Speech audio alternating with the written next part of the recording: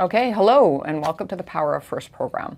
As part of Deloitte's management consulting partnership with the International Olympic Committee, we're thrilled to be on the ground at the Olympic Games in Paris 2024.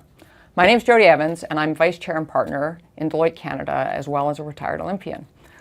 I am joined today by Cindy Hook, Chief Executive Officer of Brisbane 2032, and Pete Giorgio, Global and U.S. Sports Practice Leader from Deloitte Consulting LLP.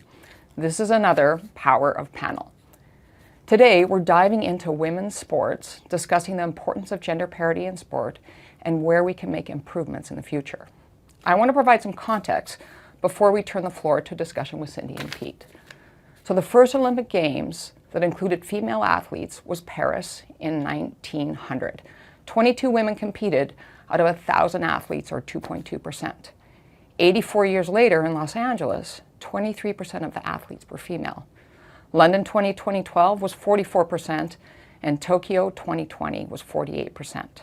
Paris is the first Olympic Games in history to have gender parity on the field of play and is the biggest gender equal sporting event ever, with a 50-50 split across 10,500 athletes.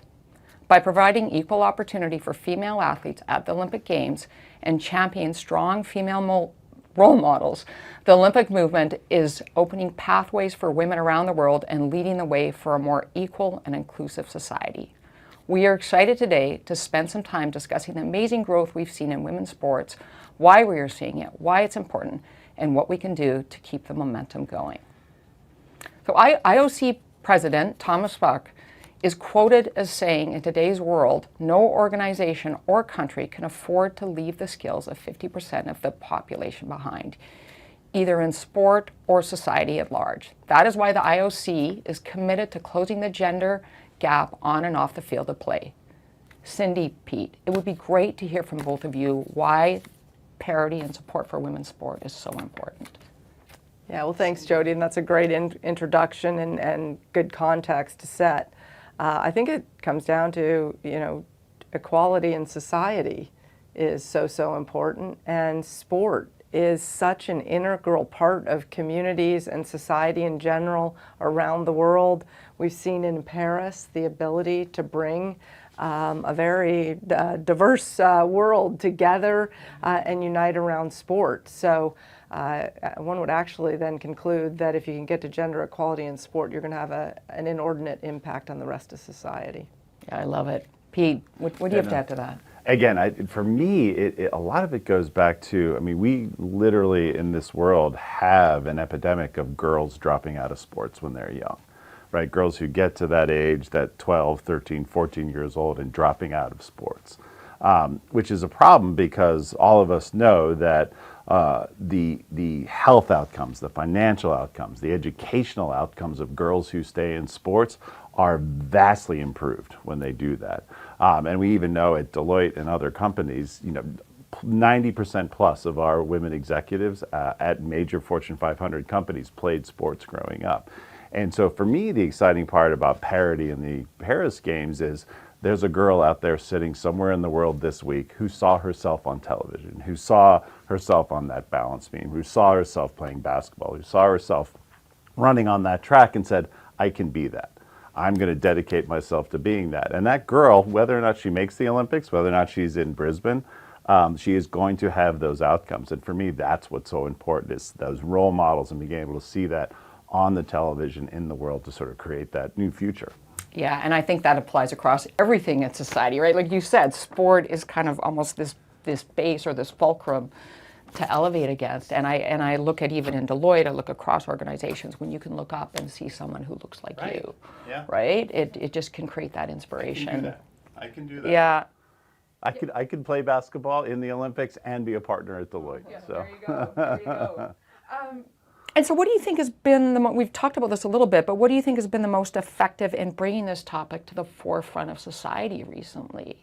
A lot of it is access. A lot of it is actually seeing it. A lot of it is media making the investments to make women's sports available on television, to create the opportunity for brands to advertise during it, and for some of these amazing athletes that we have coming up. I get a little frustrated sometimes because people talk about like women's sports coming out of nowhere. It is not coming out of nowhere. We have been working hard on this for many, many decades. You talked about the original, in the Paris Olympics. And so it's the culmination of a lot of hard work that's not done yet too. But it is that availability, it is that accessibility, it is that it's prominent, right? It's out there, it's a topic now that's out there for people to access. Yeah. Cindy, you were talking about 75,000 person stadiums filled for women's soccer. Yeah, I mean, one of the great recent, and just in terms of the change and the shift, I think there's so many people that take credit for that, just and organizations doing the right thing over decades that get us to where we are, but we're far from done. And I think both the visibility at the highest level, so I can see somebody and I want to be like that, but the assets as the grassroots, because you can see it on television, but if you can't get access to the fields and the coaches and the ability to play when you're young, you're not going to get there. The example I was talking about that I've seen recently is the FIFA Women's World Cup, which was held last year in Australia and New Zealand. Full stadium, sold out, and I think what was really driving the difference, the biggest television audience ever in Australian history, bar none, and no men's sporting event, anything ever got more, was 17 million people out of a population of 26 million watched the Matildas, which is Australia's national soccer team, play in the quarterfinals. But a lot of it was around in-venue experience. And it was electric, and the stadiums were full, and participation since the World Cup in soccer in Australia has gone up 123%. So that's back to the inspiration at the top, driving grassroots, and how many more soccer players do you think Australia's going to have to pick from come 2032? Well, and the momentum creates momentum, right? And then when you see it in soccer, it expands into basketball, it expands into track and field, broader sports, and people start to really appreciate women's sport for what it is, right? It's highly competitive, high performance. It's just a different type of sport. Some might argue it's more exciting to watch sometimes because it can be more of a team game versus that one serve that's like in or out. Yeah. Well, an interesting thing from the World Cup example was young boys walking around in Matilda's jerseys and saying, "I want to be like Sam Kerr," or "I want to play like Maka, the goalie." So when young boys are saying, "I aspire to be like a female athlete," when have we seen that in society? Amazing. The number one question I get is not, "Did you meet LeBron James?" Did you meet Simone Biles? Yeah. That's what everyone wants. Did I meet Katie Ledecky? Right? Yeah. Did I get to see Coco Gauff? Right. Yeah. That is the question that we get over and over again. So, and for me, the interesting part about this too is part of I would say the rise of women's sports and what's going on right now is the athletes. Yeah. Right. These women are amazing human beings on so many levels. Obviously, amazing athletes, but amazing people. Amazing values, and a lot of them put those values and those reputations on the line as they really sort of stand up to and talk about important issues in society, important issues in sport, important issues in other things too. And for me, it is amazing to see these women step up and do that. And in some ways, I think the really cool part is in a way that men's sports doesn't do. Men's sports doesn't support each other the way that women athletes support each other. Right? When you see, the other goalie the other night helping with somebody on the other team on the soccer pitch stretch out. And so for me, these athletes themselves, like we talk a lot about what institutions have done and what the Olympics has done, the athletes have done a lot of this themselves too. It's amazing, some of the just talent and like amazing people coming through. So Paris 2024 has done a tremendous job around gender parity on the field, but there's still a lot of challenges we were talking about. Coaching staff being, around 13%, I think it was in Tokyo. That's and there's programs that the IOC has to grow that. There's still like technical officials aren't at gender parity. There's still a lot of barriers to overcome and a trail to blaze. I'm curious to hear your thoughts on the broader impact. Yeah, and again, I do think it is. We have to turn our attention to those things, and it's not just coaching staff. We're starting to see some movement on head coaches, but assistant coaches, right?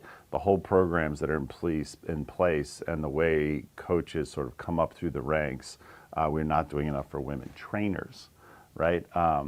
But maybe even more importantly, executives, right? The women who run these organizations. I mean, I think it's amazing to see Cindy running, the Brisbane 32 Olympics, to have these women who are doing these things as well. We need that on the other side of sport as well. We need women general managers. We need women presidents. We need women CEOs of these organizations as well. And so for me, this is I love the 50-50 gender parity, but it's a step. Right? It's a piece, it's a step along a journey. We got a long way to go. We should celebrate where we are, but we have lots more work to go as we do that. Brisbane's going to fix it all, though. Right. Yeah. So that's a great transition, Cindy. As an OCOG leader, why is it so important to continue to push? Well, I'm new to sport. I obviously, I had a long career at Deloitte. Over a 35-year career, I saw massive shifts in women in all forms of leadership in business. The transition would tell me that actually sport is behind business in many parts of the world when you look at leadership. And we know many examples that if you don't have the parity at leadership or voice at the table, that doesn't happen. And it's administrators, it's the federations, it's the national Olympic committees, the 204 of those. As I move around in the movement here, there's still a long way to go, and we need those voices at the top to continue to drive change for parity all the way through. We need fewer people making decisions about sports that look like me, and more people who look like Cindy. That is fundamentally what we need. Yeah, and so we're on the journey, and we have trailblazers amongst us, which is exciting. When you look at women's sport and the growth, it really truly has been phenomenal. But we all believe there's a lot more. What do you think is one of the keys to just continue to expand the growth of women's sport and to not have these 12 and 13-year-olds kind of backing out at that age? I think it's obviously investment, right? Investment from the various institutions that exist globally. Not just in sport, but outside of sport as well, because again, most of these girls who play sports are never going to compete in the Olympics, right? They are never even going to, in the United States, we talk a lot about whether or not you're going to compete in college, and most of them won't do that either. Competing in sports and doing that, and the investments in the organizations at the grassroots level who get more girls to stay, who get more girls into sport, who get more coaches and role models into those things are important too. So I think that type of investment from institutions like the IOC, but even places like Deloitte and other places as well to make that happen is important. I think there's a huge roles for brands in the business world to play in demanding access to women's sports. Brands like Deloitte, brands like the other top partners to sort of say, I want to associate my brand with women's sports. I need more access to it. I need more sports. I need more athletes. I need the ability. I need the media partners to put more women's sports on the air so I can run commercials during that as well, because that's where a lot of that happens. The really interesting thing about women's sports is these athletes, again, they've kind of solved the social media access, the next generation. Like a lot of women athletes are worldwide experts in how to build following and actually build that sort of access online. And so maybe a little less help there, but we need that institutional, that brand, that media, those types of help, that institutional federation help to grow these sports as well. Because the money's out there. Yeah. I mean, I probably have 5 conversations a week with private equity and other institutional capital markets that want to invest in women's sports. They want to invest in women's sports facilities, teams, clubs like that. So it's out there. We just have to create that market. I don't think that's a very, I would argue, U.S.-centric view. Probably. I'm not sure that is fair when you look around the world. There's many, many parts of the world that don't have that access. And one of the things that's become clearer to me, this isn't just business and business investment that's going to solve it. Yes, at the highest level of professional sports and the inspiration and the access that gives, but I think we should also be talking about grassroots. Everybody across their lifetime having access to sport and good sporting facilities. And don't underestimate the amount of government investment that takes to make, only 35% of women globally have access to play sport every day. And then there's a lot of things that limit that. And I'm sure it's much, much lower in other countries. So I think there's work to do. Oh, so it's 100%. both sides. I really, the professional leagues are going to drive a lot, but let's not, at the core of it, it starts at the bottom. There's like a policy or regulatory component almost. When I look at Title IX, it's interesting. So I was speaking with one of our other Deloitte employees. He was a rower, gold medalist rower, Matt Deacon, in 2004. And he was just talking about how much Title IX did so much for women's rowing specifically, and that you've seen the benefits of that from the U.S. Olympic team, right? Because it forced investment into women's sport in a way that never would have happened without that. It just would have been eventually. I think it would have happened for all the reasons we've talked about. But I think to your point, does Title IX? I think back. I'm young experience when I was in high school. We didn't have a women's soccer team. I played on a club team, and why was that fair? And I was one of a group of girls then that went to the school board and made the pitch, and we got a women's soccer team and a coach, and it was great. And it was just shortly after that Title IX came in. But it feels to me like Title IX had a big, huge impact, but was it fast enough? I mean, we're 40 years later now to get to this point. And then the other point I would say is many, many countries still don't have that. Most countries do not have the investment in sport that the U.S. collegiate system provides. Don't underestimate the impact that if you don't have that collegiate investment, athletes in the rest of the world have a gap of those 4 foundational years of training that they've got to fill and fund on their own or through their own I agree. I mean, and this is where I kind of go policy. I agree. And so I look what the IOC has done around really striving for 50-50. If every NOC had that type of goal as well, right, globally, and I'm sure the IOC, they're trying to influence that as well, right? That's a way. Do you think Title IX had an impact in Canada? You were competing in Canada. Not directly, but I think it kind of created some of the momentum and the thinking and the, wait a minute, are we doing the right things for this? So I think yes and no. I think there's a lot of levers. I think there's the investment. I think there's these amazing athletes. I think there's still a piece around policy and government. I think there's so many levers that need to be pulled to keep this momentum, right? It isn't a single thing. I do think the interesting thing, because you said it's an inspiration. Like it shows what is possible when you make those types of decisions and you make those types of investments. I think it also is great to show what one of the largest economies on the planet can actually sort of. If the U.S. is doing this, why aren't we, right? And again, not everyone has the resources the United States does, but it is possible to do those things. And the interesting about Title IX is it did benefit other countries as well, right? There's plenty of Olympians that are competing for other countries who came through. Well, it's interesting. I was with the USOPC earlier this week, and we asked each other the question, how many Australians are trading and competing in U.S. universities? And we said, well, that would be a good connection between the LA Games and our games. Let's figure that out. I mean, I just look at how far women's sport has come since I competed in 1996, right? And it truly is phenomenal. We talked about packed stadiums, right? Like high television viewership. I didn't know the stat about Australia. That's phenomenal. I mean, these Caitlin Clark getting phenomenal sponsorship, right? These kids walking around with jerseys, boys walking around with jerseys of female athletes. Like that would have been a dream. In 1996, and obviously there's amazing momentum. But like, let's fast forward 5-10 years from now. Like, what could it look like? What could women's sport be like? And I'll say not just in the U.S., but and maybe not just even in the Olympics, but globally, what could that look like? I think at the high level, the professional level, the hope would be that stadiums are equally full for men and women's games. That just like my son who's here, I want to go to the women's basketball final. I love Ionesco, the Oregon Sabrina Ionesco.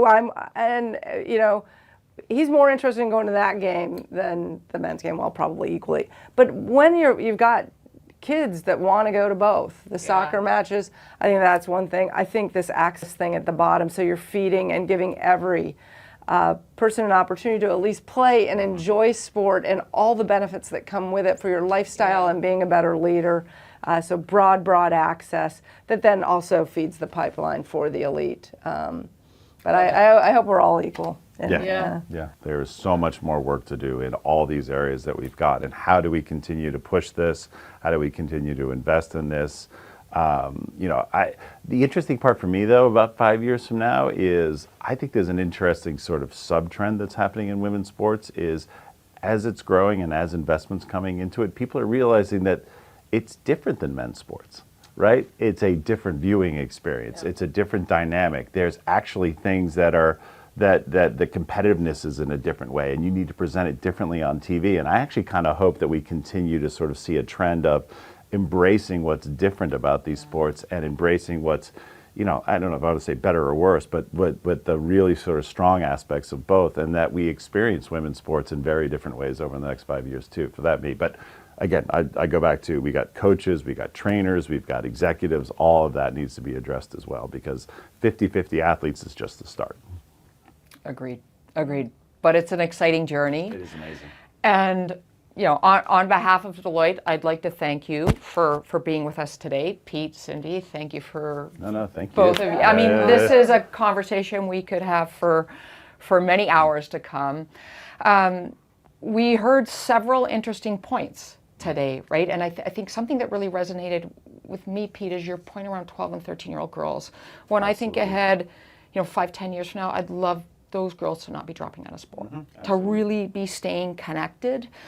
And then, of course, this whole parity across multiple dimensions and people loving women's sport for what it is, not because it's like men's or this experience is like, but it's truly because it's a high-performance elite sporting experience. In 10 years, we need the 12 or 13-year-old girls sitting in these chairs. Exactly. So that's what we need. Exactly. So, if you'd like to watch the panel playback and others, head over to our LinkedIn Live channel, and thanks for tuning in. We'll be back soon.